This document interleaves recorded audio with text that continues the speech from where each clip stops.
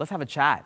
First question, and I love this question. It's something I've struggled a lot with myself, so I would love to hear your thoughts as well. How do you stay true to yourself in the crazy, stressful world of business? You know, I think this is an interesting question. I think at the end of the day, you need a good support system, right? I mean, there's no magic to it, right? You know, keep the friends close to you. I know lots of people have been stressed, especially during this pandemic. I mean, it's been a really stressful time. Stay connected with human beings, whether it's through FaceTime or through Zoom, or through, you know, if you can get together socially distant with masks on. I'm trying to give like good advice to everybody. No, I think that's it. Just like, I believe at the end of the day, the most important thing is relationships, right? You can do all this stuff with your career, that's great, but if you die and you have no friends, if you have no deep, intimate relationships, then you've just wasted your life. So to me, that's the most important thing, and I think that will keep you true to who you are. Absolutely, and actually one of the greatest pieces of advice that I got from a previous boss was, some people aren't going to vibe with you, some people are going to vibe with you, and those are the people that are worth waiting for and sticking with. So, totally agree. Okay, next question. This is anonymous, but lots of people have upvoted it. What was a big turning point in your life, something that motivated you endlessly in your life and career? Yeah, and I don't want to take this, that's a great question. You know, to me, I believe that with disruption, there's great opportunity. Disruption can be a negative thing, but it can also be an unbelievably positive thing. I think for me, the real turning point was when my father passed away. My father passed away right before I was getting my CPA. And I had to take over he actually had a CPA firm. He had over 200 clients. I had to take it over. And that was a turning point for me because I literally had to start taking care of my family. I had to figure out how to make money. I had to really take care of people around me. And I literally turned into a kid to a man as soon as he died. I mean, he died during tax season.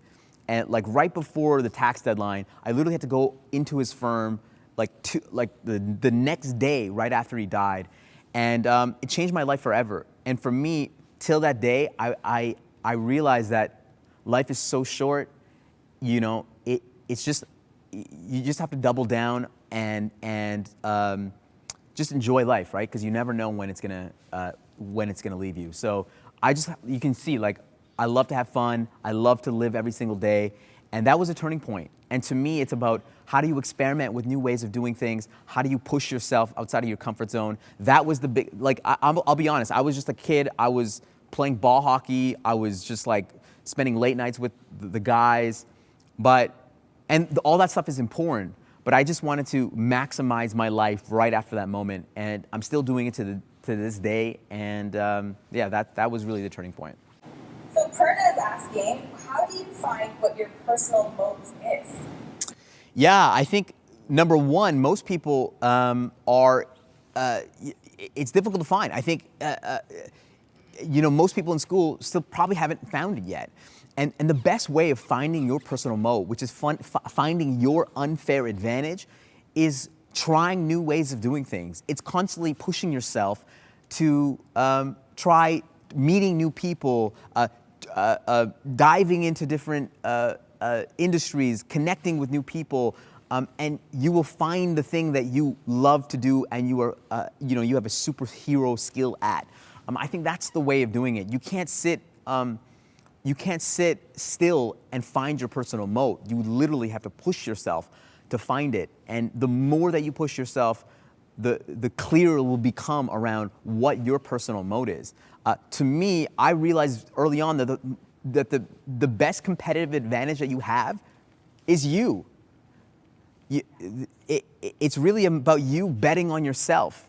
For me, like I kind of figured out that my personal moat is my ability to bring disparate ideas together. It's to connect with individuals. It's to storytell. That's why I'm doing that's why I'm talking to you about like Mr. Beast and innovation and disruption. Like my mind is like a jungle, and you know my guys here will tell you, like, I'm just like pulling ideas from everywhere. That is my moat, and that's what I believe I'm the best in the world at. And I think if you push yourself, you will find that moat. see what else is in here. There's so many. Okay, another question here from Abby. And I don't know if your answer would be different for this. In what ways can students tap into cultural capital to create influence? Yeah, I think the best way of building your cultural capital is to share your ideas. I'm not saying in a it doesn't have to be a video. It could be video, audio, text, like a WhatsApp group. It could be a blog. It could be just like on Twitter, on LinkedIn, using some of the platforms around you. I think the best way of building cultural capital is to share your ideas. And it doesn't have to be in a mass way. It can be just with one person or two people.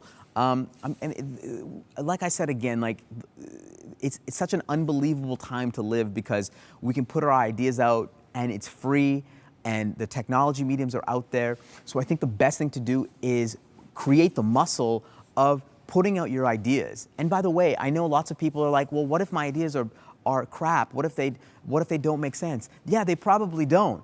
I'm here putting out my ideas as well. And you know, the whole point is for you to disagree with it, and it helps me actually build on top of it.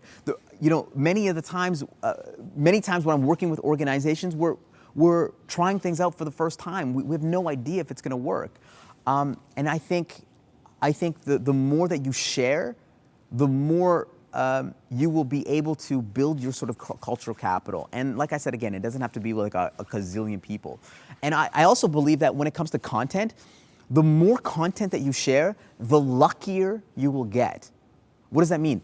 When you share your ideas openly, you might get a connection. You might get an opportunity. You might meet somebody that you haven't met before.